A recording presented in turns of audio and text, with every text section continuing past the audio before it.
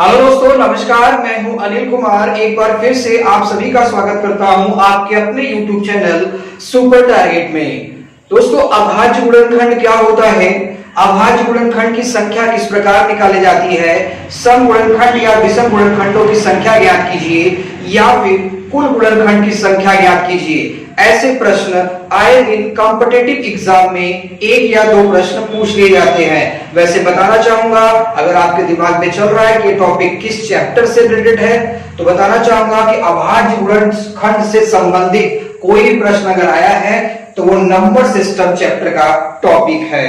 तो दोस्तों, परीक्षा में होगा क्या, आपको कोई पूर्णांक संख्या दे दी जाएगी या फिर घातांक में संख्या लिखकर दे दी जाएगी। घातांक चाहे धनात्मक हो या फिर ऋणात्मक हो, या फिर दशमलव भिन्न में कोई संख्या लिखकर दे दी जाएगी और आपसे गुणनखंडों की संख्या पूछा जाएगा।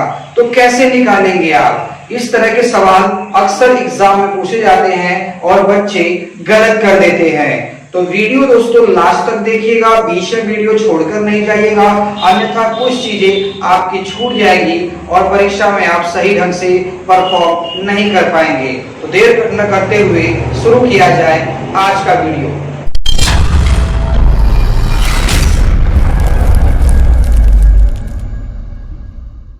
सबसे पहला सवाल तो यही उठता है कि अभाज्य गुणनखंड होता क्या है।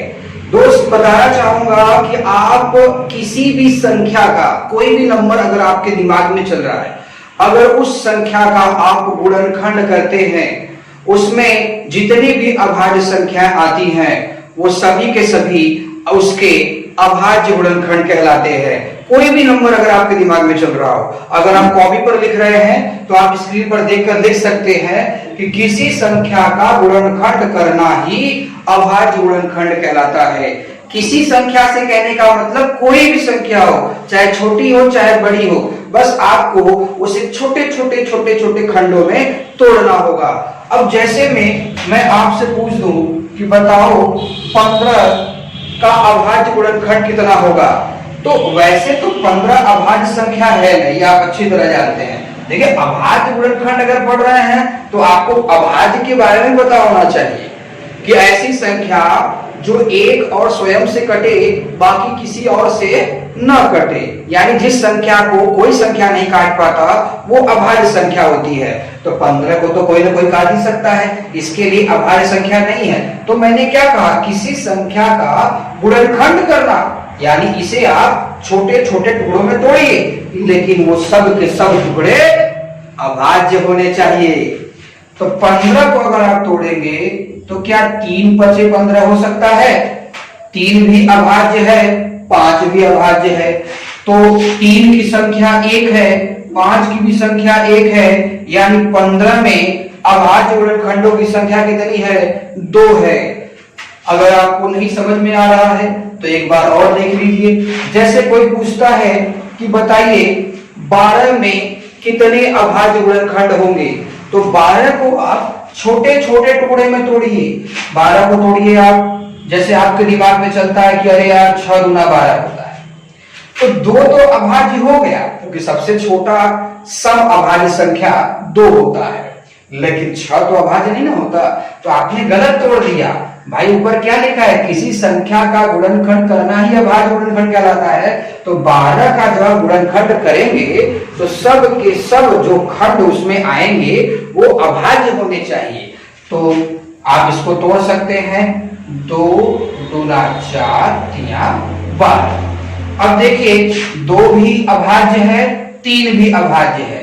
तो ये 2 एक बार है, ये भी 2 एक बार है, यानी 2 कितनी बार हो गया? 2 बार हो गया। और ये 3 कितनी बार है? 1 बार है। तो 12 में कितने अभाज्य गुणनखंड हुए? 2 और 1, 3 अभाज्य गुणनखंड हुए।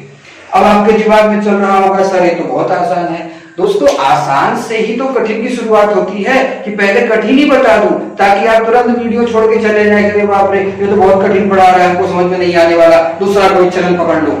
ऐसा ही दोस्तों, चैनल के साथ अंत तक बने रहिए, देखिए आपको सब आना शुरू हो जाइएगा। अब अगर कोई बड़ी संख्या आपको मिल जाए, जैसे मान लीजिए 180 लिख दिया गया है, अब अगर कोई पूछते कि बताइए इसमें अभाज्य गुणनखंड कितने हैं, तो अगर आप नहीं सोच पा रहे हैं कि 180 को कैसे तोड़ूं, तो गुणनखंड कर लो यार। कैसे गुणनखंड करते हैं, आइए 180 ऐसे लिख लीजिए, ऐसे करिए और इसको छोटे छोटे छोटे छोटे टुकड़ों में तोड़ते जाइए। अब दिमाग से पूछिए, क्या 180 2 से कट सकता है? बिल्कुल कट सकता है। तो 2 से काटेगा 90 बार में। क्या 90 2 से कट सकता है? बिल्कुल कट सकता है। क्या 45 2 से कटेगा? नहीं कटेगा, ये 3 से कटेगा। तो 3 15। अब कुछ बच्चों के दिमाग में चल रहा है कि सर जी 45 तो 9 से भी कट जाता। अरे बाबू, क्या पढ़ रहे हो आप? अभाज्य पढ़ रहे हो ना, तो आपको जो गुणनखंड करना है उसमें संख्या भी अभाज्य ही लेना है, भाज्य नहीं लेना है। तो 45 3 से कटा 15 बार में, 15 भी 3 से कट जाएगा 5 बार में, 5 किसी से नहीं कटेगा, यानी 5 5 से कटेगा। हाँ, अब देखिए 180 टूट गया, तो यहाँ पे जो आपने नंबर लिखे हैं यही तो है अभाज्य गुणनखंड। क्या क्या लिखा आपने? आपने 2 गुणे 2 गुणे 3 गुणे 3 गुणे 5 लिखा, तो ये है अभाज्य। देख लो, इसमें सब के सब अभाज्य संख्या है। आपके दिमाग में चल रहा है सर जी एक भी ले लो। बाबू, संख्या के प्रकार का वीडियो बनाए हैं हम, एक बार पहले जाके उसे देखिए आप कि संख्याएं कितने प्रकार की होती हैं। प्रत्येक संख्या का डिटेल बहुत ही बेहतरीन तरीके से उसमें समझाया गया है, जिसमें साफ साफ बताया गया है कि एक अभाज्य संख्या नहीं है, सबसे छोटा और सबसे पहला अभाज्य संख्या 2 होता है। अब अगर 180 में अभाज्य गुणनखंड की संख्या निकालनी है तो पहले आपने गुणनखंड कर दिया। अब देखिए सब के सब गुणनखंड हो गए अभाज्य। तो 2 कितनी बार लिखा है? यहाँ पर 2 बार लिखा है। 3 कितनी बार लिखा है? 2 बार लिखा है। 5 कितनी बार लिखा है? 1 बार लिखा है। तो 2 धन 2 धन 1, 2 धन 2 धन 1 कितना आ गया? 5। यानी 180 में अभाज्य गुणनखंडों की संख्या 5 होगी। तो दोस्तों, इस तरीके से आप गुणनखंड करके निकाल सकते हैं। या फिर आपके दिमाग में चल रहा है कोई घातांक में अगर दे दिया, कोई चीज घातांक में दे दिया गुणनखंड निकालने के लिए, तो कैसे निकालेंगे? जैसे मान लीजिए आपको मिल गया 18 के घाते 12 गुणे 15 के घाते 4 गुणे 6 के घाते 2। अब यही एक सवाल आपको मिल गया। अब प्रश्न ऐसे लिख के आपसे कह दिया कि दिए गए गुणनखंडों में अभाज्य गुणनखंड की संख्या कितनी होगी। तो मैं फिर से अपनी बात को दोहरा रहा हूं, अभाज्य गुणनखंड की संख्या जब भी आपसे पूछेगा, आप अभाज्य संख्याओं को ही काउंट करेंगे। और अभाज्य संख्याएं कब मिलेंगी आपको? जब उसका गुणनखंड करेंगे। ऊपर साफ साफ डिफिनेशन में लिखा है, किसी संख्या का गुणनखंड कर देना ही अभाज्य गुणनखंड कहलाता है। क्योंकि वो जान रहा है कि आप धरती पर किसी भी संख्या गुणनखंड करोगे आपको अभाज्य मिलने वाली है। आइए अब देखिए 18 तो अभाज्य है, तो अभाज्य बनाने के लिए इसका गुणनखंड करना होगा आपको। तो 18 को तोड़िए छोटे छोटे अभाज्य खंडों में। तो भैया 3 3 का 9 होता है और 9 दूना कितना होता है? 18। पूरे के घाते कितना लगा है? 12। फिर अब 15 को तोड़िए, 3 बचे 15 के घाते 4। 6 को तोड़िए, 2 3 6 के घाते 2। अब जरा देखिए, सभी कोष्टक के अंदर जो संख्याएं लिखी हैं वो अभाज्य हो चुकी हैं। अब आगे है, अब देखिए 3 गुणे 2 के घाते कितना लगा है? 12 लगा है। यानी ये 12 इन तीनों के ऊपर होगा। ये तो क्या, इसके ऊपर भी लिख सकते हो, 12 इसके ऊपर भी, 12 इसके ऊपर, 4 इसके ऊपर, 4 इसके ऊपर, 2 इसके ऊपर, 2 इसके ऊपर। अब चलिए, ये वाला जो 3 है ये कितनी बार लिखा है? वो ऊपर है। अब 3 के घाते 12 लिखा है, तो इसका मतलब क्या हुआ कि 3 जो है 12 बार है। तो ये 3 12 बार है, ये भी 3 12 बार है। तो 12 12 कितना हो गया? 24। और ये 2 कितनी बार है? 12। तो 12 12 12 कितना हो गया? 36 बार हो गया। अब देखिए ये 3 कितना है? 4 बार। तो 36 से 4 40 बार हो गया। 40 से 4 44 हो गया। 44 2 46 2 48। यानी दिए गए प्रश्न में अभाज्य गुणनखंडों की संख्या कितनी है? 48 है। इस तरह के सवालों को आप बहुत जल्दी से भी लगा सकते हो। कैसे? जब ये सवाल आपको मिला था तो आपको तुरंत सोचना चाहिए कि यार 18 तो अभाज्य है नहीं, अभाज्य कैसे बनाएंगे? जब यहाँ 3 3 का 9 दूना 18 करेंगे तो आप तुरंत सोचिए कि 12 यहाँ भी है, 12 यहाँ भी है, 12 यहाँ पर भी है, यानी 12 कितना हो गया? 36। फिर यहाँ 15 को तोड़ दीजिए, 3 पर 15 तो 4 यहाँ 4 यहाँ, यानी कितना हो गया? 8। अब 6 को तोड़ेंगे, 2 3 6, 2 यहाँ भी हो गया, 2 यहाँ यानी 4 बार हो गया। बस सभी को जोड़ दीजिए, पता चल जाएगा आपको। तो 36 4 40 48 ना हुआ। तो दोस्तों इस तरह के सवाल आए दिन आपके पेपर में पूछा जाता है। तो ऐसे ही सवालों को आज हम बैक टू बैक देखने वाले हैं। तो देर न करते हुए सवालों का सिलसिला शुरू किया जाए। और प्लीज प्लीज दोस्तों, अगर आप हमारे चैनल पर नए हैं तो हमारे चैनल को एक बार सब्सक्राइब कर दीजिए और बेल आइकॉन जरूर दबा दीजिए, ताकि आपको हमारी आने वाली हर वीडियो समय समय पर मिलती रहे। तो देर न करते हुए आइए सवालों को शुरू से अंत तक देखा जाए।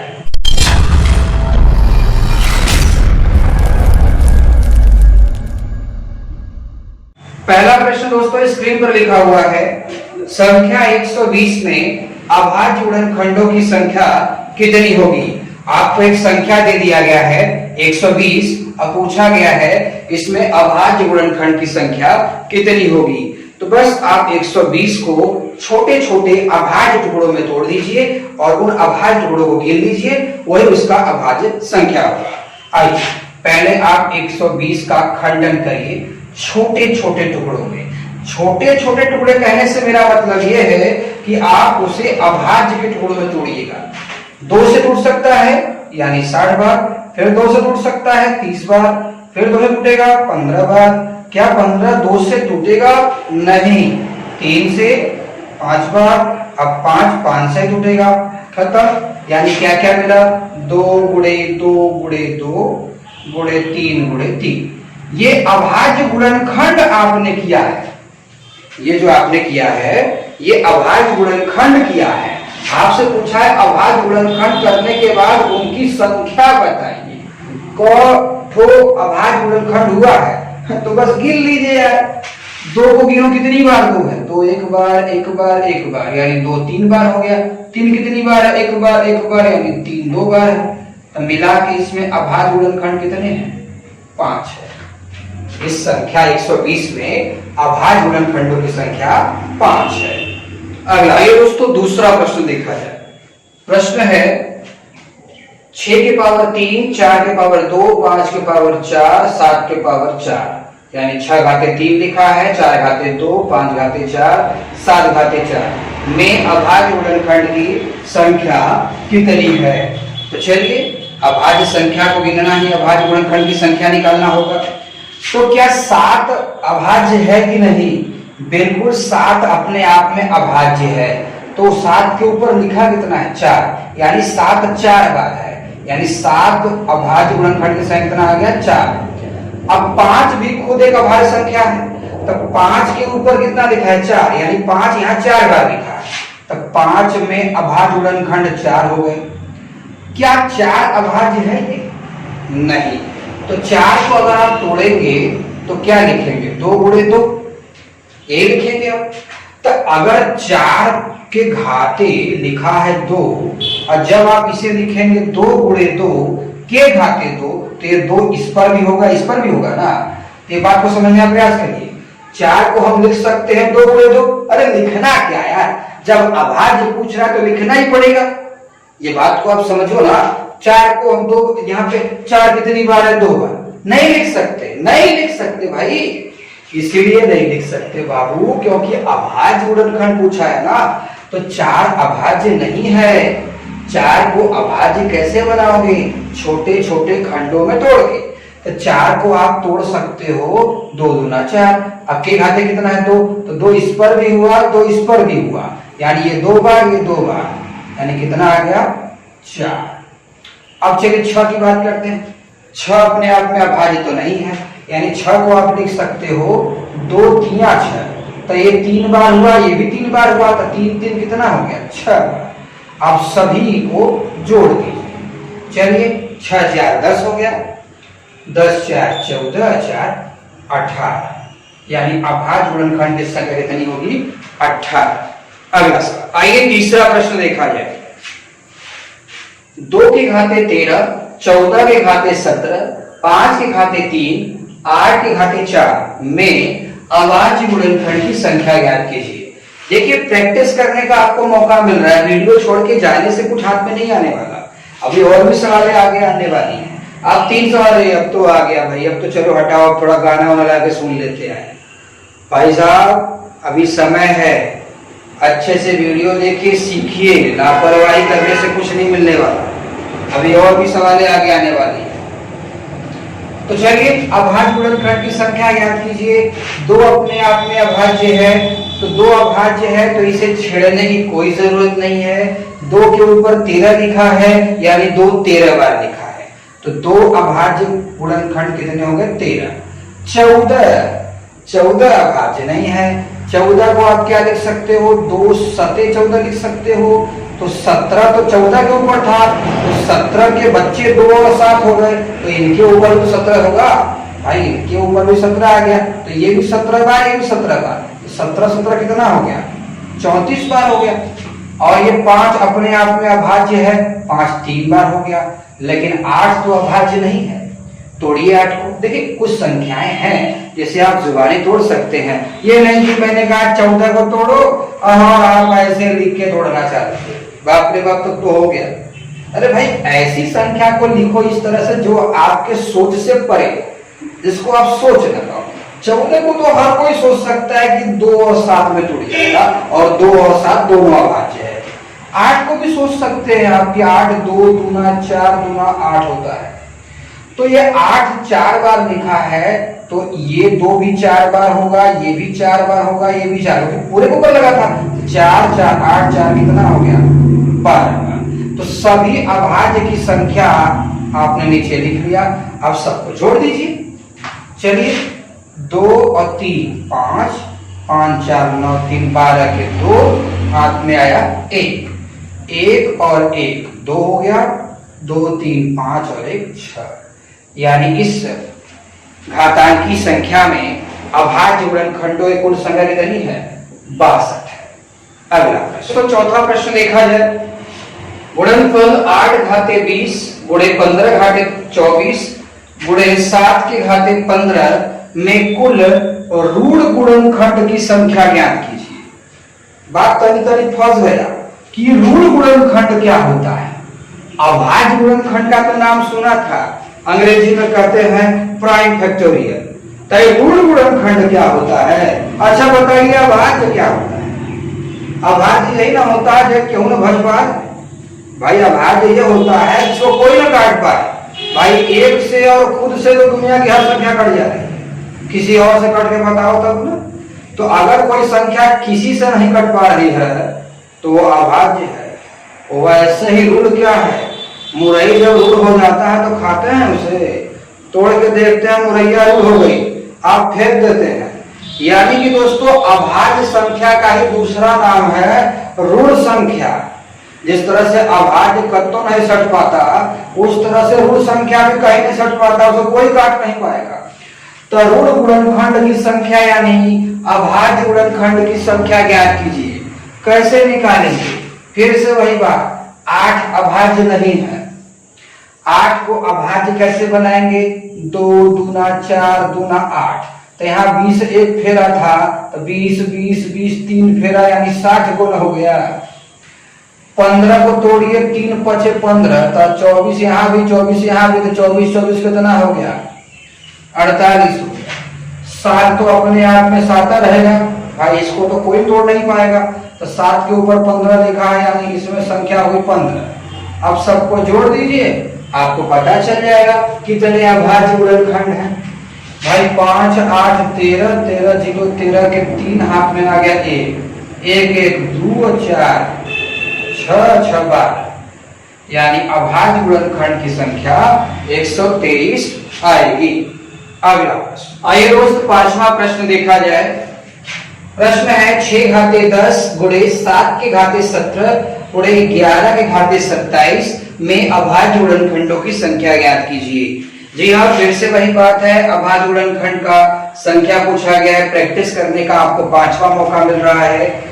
मैं समझ सकता हूँ वीडियो कुछ तेज तर्राक बच्चे भी देख रहे होंगे जिनको ये बहुत अच्छे से आ रहा होगा और अब उनमें थोड़ी थोड़ी उबन हो रही होगी कि क्या मजाक है यार, 5 सवाल तक एक जैसा ही बता रहे हैं, थोड़ा सा बदलो सर जी। मैं समझ सकता हूँ बेटा, घबराओ मत, वीडियो छोड़ के जाने की कोई जरूरत नहीं है। इसके बाद छठे सवाल में हम धमाका कर देंगे। आइए, 6 घाते 10 निकालना है आपको, तो 6 अभाज्य तो है नहीं, अभाज्य करोगे तो क्या लिखोगे, यहाँ पर 2 3 6 लिखोगे, तो 10 यहाँ भी होगा, 10 यहाँ भी होगा, यानी 20 हो गया ना। यहाँ पर 7 तो अपने आप में 7 ही रहने वाला, तो 17 लिख दो। 11 भी नहीं जुड़ने वाला बाबू, 11 को भी कोई नहीं तोड़ पाएगा, तो 11 कितनी बार है, 27 बार।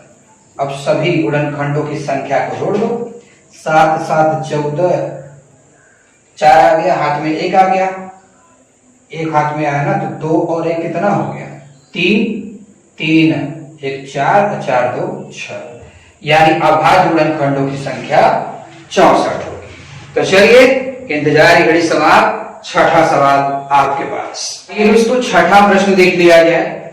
3.5 के घाते 12, 2.7 के घाते 10, 10 के घाते 25 में अभाज्य गुणनखंडों की संख्या ज्ञात कीजिए। अभाज्य गुणनखंड पूछा है, ये तो हम अच्छे से समझ रहे हैं, लेकिन सवाल का जरा मुखड़ा देखिए, दशमलव आ गया। जिस दशमलव के देख के हम गणित बंद कर देते हैं, वो दशमलव आ गया। घबराइए नहीं, अभी आपको आ जाएगा। अगर ये दशमलव नहीं होता तब तो आप लगा ही लेते ना, और दशमलव हटाएं कैसे आप भाई? जितने अंक पर दशमलव रहता है उतना जीरो उसके नीचे लगता है। अगर नीचे दशमलव है तो शून्य ऊपर लगेगा, और ऊपर दशमलव है तो शून्य नीचे लगेगा। तो ये ऊपर दशमलव है, तो इसे कैसे लिख सकते हैं, 35/10 पूरे के घाते 12। यहां लिख सकते हैं 27/10। अब ये मत पूछना है 10 कहां से आ रहा है, दशमलव हटाओ, शून्य हटाओ। दशमलव 1 अंक पर है तो 1 का शून्य हटाया, 2 अंक पर होता है 2 थे लिखता है। अब बुरे 10 के घाते 25। अब अभाज्य गुणनखंड पूछ रहा है, तो पहले कुछ पल के नीचे वाला हटा दीजिए, ऊपर वाला हल करिए। 35 को आप लिख सकते हैं 7 5 35, या 5 7 35 भी लिख सकते हैं। अगर पूरा 35 12 था तो 7 भी 12 होगा, 5 भी 12 होगा, तो 12 12 कितना हो गया, 24 प्लस। अब 27 को तोड़ो, 3 3 का 9 3 27, तो 10 था, तो 10 10 10, यानी कितना हो गया, 30 बार हो गया। इतना समझ में आ गया, ठीक। अब ये 10 के घाते 25 लिखा है, 10 घाते 25 लिखा, अभी रुके। अब जरा नीचे वाला हिसाब किताब देखिए, ऊपर मान लो सब हल कर लिया आपने, मैं रफ कर देता हूं। 1/10 के घाते, ये 10 12 बार होगा भाई, ये 12 सबके ऊपर लगा है ना, तो ऊपर वाला तो हर हो गया, तो ये 10 कितनी बार है, 12 बार है। कुड़े यहां पर 1 हो गया, ये 10 कितनी बार है, 10 बार है। तो दोस्त 10 ठो 12 बार है, ये 10 ठो 10 बार है, तो 10 10 मिला के 22 बार ना हो गया। तो इसे आप लिख सकते हैं 1/10 के घाते 22। अब गुणे में क्या लिखा है, 10 गुणे 10 घाते 25। आपने कक्षा 9 में घातांक का नियम वगैरह पढ़ा होगा, हम भी आपको पढ़ाएंगे, आपके कॉम्पिटिटिव एग्जाम में है वो टॉपिक, वो आगे वीडियो आएगी आपकी। तो घातांक में एक नियम पढ़ाया जाता है कि अगर दो घातांकों के बीच में भाग आ जाए, भाग या फिर बटा, जैसे यहाँ बटा आ गया है ना, ये ऊपर है ये नीचे है, बीच में बटा है, बटा आ जाए या भाग आ जाए तो घातांकों का घात आपस में घट जाता है। लेकिन ऐसा तभी होता है जब आधार बराबर हो, बेस बराबर हो। तो यहाँ बेस बराबर है, तो 22 है 25 है, घटेगा तो कितना आएगा, 10 घाते 3 आएगा। तो 10 को बाबू तोड़ो ना, क्योंकि अभाज्य निकाल रहे हो, तो 2 5 10, 3 और 3 कितना हो गया, 6 प्लस 6 जोड़ दीजिए, 24 और 30, 54 6 60, यानी अभाज्य गुणनखंडों की संख्या 60 होगी। घबराइए नहीं, ऐसा एक और प्रश्न देख लेते हैं दोस्तों। एक और 7वां प्रश्न देख लिया जाए। प्रश्न है 8 के घाते 25/3 गुणे 15 के घाते 32 पूरे के बटा 6 घाते 12 में ऋण गुणनखंडों की संख्या ज्ञात कीजिए, यानी अभाज्य गुणनखंडों की संख्या ज्ञात कीजिए। तो समझ में आ रहा है कि अभाज्य गुणनखंड पूछा है, लेकिन इसका चेहरा देखने से ऐसा लग रहा है कि कुछ कठिन है यहाँ पर। एक बार आप वीडियो रोक कर लगाइए बाबू, रोक के लगाओ, कोई दिक्कत नहीं। वीडियो रोक दोगे मैं चुप हो जाऊंगा, एक बार रोक के देखो मेरी आवाज बंद हो जाएगी।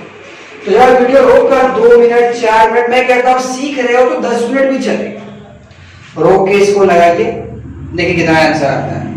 फिर जब आप हार जाएं तब प्ले बटन दबाएं और फिर से देखें कि मैं कैसे बता रहा हूं।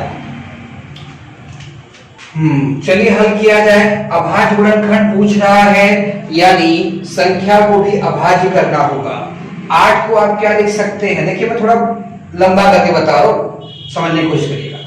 2 दूना 4 दूना 8 के घाते कितना लिखा है 25/3, ठीक, गुणे 15 को क्या लिख सकते हैं 3 5 15। ऐसा मैं तोड़ क्यों रहा हूं, बताओ बताओ, तोड़ क्यों रहा हूं मैं ऐसा? क्योंकि हमें अभाज्य चाहिए, तो संख्या भी तो अभाज्य होनी चाहिए। ये 8 15 ये 16, इसमें कोई अभाज्य नहीं है, अभाज्य कर रहा हूं मैं तोड़ के, ठीक। फिर बटे में कितना है 6, तो 2 3 6, अब पूरे घाते कितना लग गया 12। चलो अब बताओ 2 2 2 कितनी बार यहां लिखा, इसको छोड़ो 3 बार लिखा है।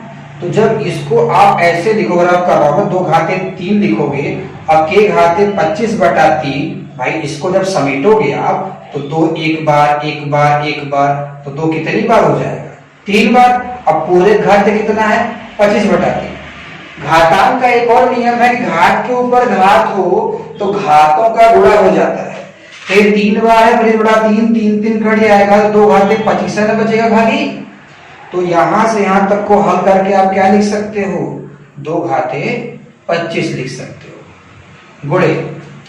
अब देखिए 3 कितनी बार है 32 बार है, तो आप लिख सकते हैं 3 घाते 32 गुणे 5 घाते 32 पूरे के बटा 2 के घाते 12 गुणे 3 घाते 12। ऐसा लिख सकते हो। भाई कोष्टक के बाहर है तो ये दोनों में न हुआ, जब ये कोष्टक आप हटाओगे तो ये 12 दोनों के ऊपर आएगा, ये होल के पावर है। चलिए हल करते हैं। मैंने अभी अभी इसके पहले वाले सवाल में एक नियम आपसे चर्चा की थी, समझाया तो नहीं था, चर्चा की थी, जो कि समझाने वाला घातांक का चैप्टर होगा। यहाँ अभाज्य गुणनखंड पर खाली फोकस करना है। मैंने एक नियम बताया था कि अगर 2 घातांकों के बीच में बटा आ जाए या भाग आ जाए तो उन घातांकों के सिर का नंबर घटा दें, लेकिन आधार बराबर होने चाहिए। आइए देखते हैं। जैसे यहाँ 2 कितनी बार लिखा है 12, यहाँ 2 कितनी बार लिखा है 25 बार, तो इनके और इनके बीच में बटन अगर आधार बराबर है तो 25 और 12 घट कितना हो जाएगा 2 के घाते 13। 2 का हिसाब किताब खत्म हो गया, गुणे। अब देखिए 3 12 बार लिखा है, 3 32 बार लिखा है, आधार बराबर है, बीच में बटे का भी चिन्ह है, तो 32 में 12 चला जाएगा तो 3 20 बार बचेगा, ठीक। अब गुणे 5 के पावर 32। बस अभाज्य अभाज्य अभाज्य गुणनखंड की संख्या ऊपर लिखा है, जोड़ दीजिए आप 2 2 3 5 हो गया, 3 2 5 1 6। यानी इस प्रश्न में अभाज्य गुणनखंड की संख्या 65 होगी, 65 होगी। दोस्तों जैसा कि वीडियो के शुरू में ही मैंने बताया था कि आज हम अभाज्य गुणनखंड की संख्या निकालना तो सीखने ही वाले हैं, साथ ही साथ में कई बार प्रश्न में पूछ देता है कि कुल गुणनखंड कितने हैं, या सम गुणनखंडों की संख्या ज्ञात कीजिए, या विषम गुणनखंडों की संख्या ज्ञात कीजिए, तो वो कैसे निकालेंगे। अगला सवाल, तो 8वां प्रश्न देख लिया जाए। प्रश्न है 2 के घाते 5, 3 के घाते 4, 5 घाते 8, 7 के घाते 2 में कुल गुणनखंडों की संख्या कितनी है। देखिए अभाज्य गुणनखंड की संख्या कितनी होती है, ये तो मैंने पिछले कई सवाल में आपको बताया। अभाज्य गुणनखंड की संख्या ज्ञात कीजिए, ये अलग प्रश्न है। कुल गुणनखंड की संख्या ज्ञात कीजिए, ये अलग प्रश्न है। एक ही प्रश्न में अगर दोनों चीज पूछ दिया जाए तो दोनों के उत्तर अलग अलग आएंगे। ये मत समझना कि दोनों एक ही होते हैं, ना ना ना। अभाज्य गुणनखंड निकालने के लिए आपको सबको अभाज्य बनाना होगा और कितनी बार है उसे काउंट करके जोड़ना होगा। लेकिन कुल गुणनखंड निकालने के लिए क्या करना पड़ेगा? कुल गुणनखंड निकालने के लिए दोस्तों उसमें तीनों चीज आती है। पहला, अभाज्य भी उसी में रहता है, सम भी उसी में रहता है, विषम भी उसी में रहता है। तो तीनों चीज जब मिलता है तो कुल गुणनखंड बनता है।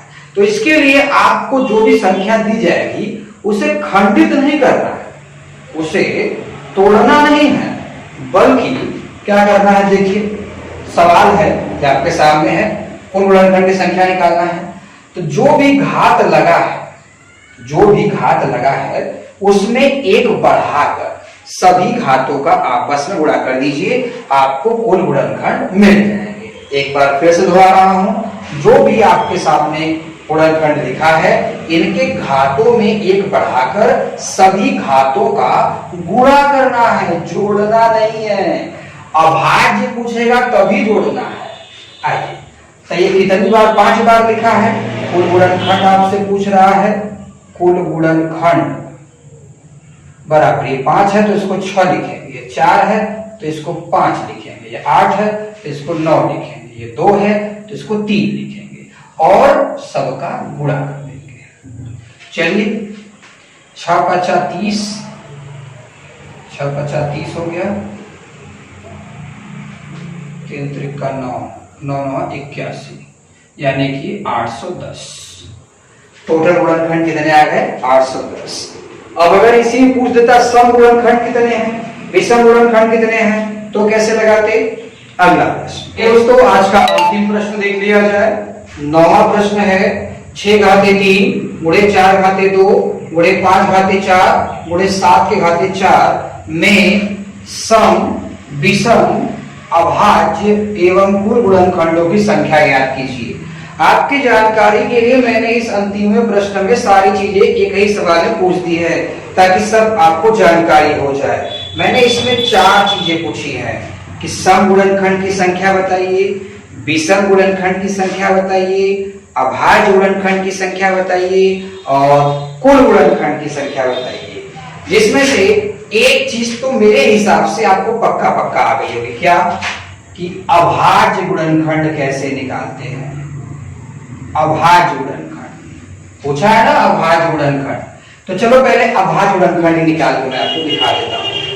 अभाज्य गुणनखंड निकालने के लिए अभाज्य बनाइए, इसको 2 और 3 करेंगे तो ये 3 है तो 3 3 कितना हो गया? 6।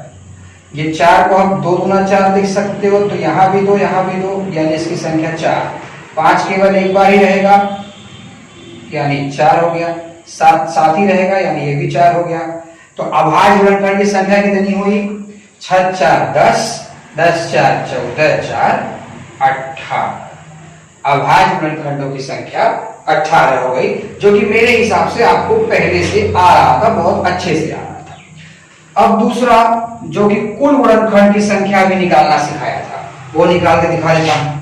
अगर आपसे प्रश्न में पूछ दे कि कुल गुणनखंड की संख्या बताइए, तो मैंने आपसे कहा था कि घात में जो भी लिखा है उसे एक एक बढ़ा करके गुणा करके लिख दो, वही कुल गुणनखंड की संख्या होगी, जिसमें सम भी होगा, विषम भी होगा और अभाज्य भी होगा।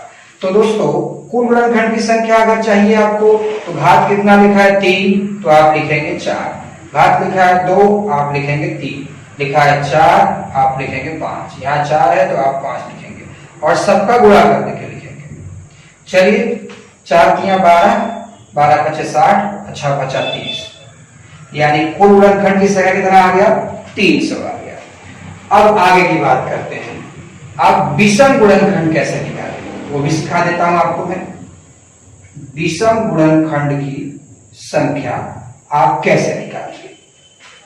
दोस्त विषम का मतलब शायद आप जानते होंगे कि ऐसी संख्या जो 2 से न कटे, बाकी चाहे जिससे कट जाए वो विषम होता है।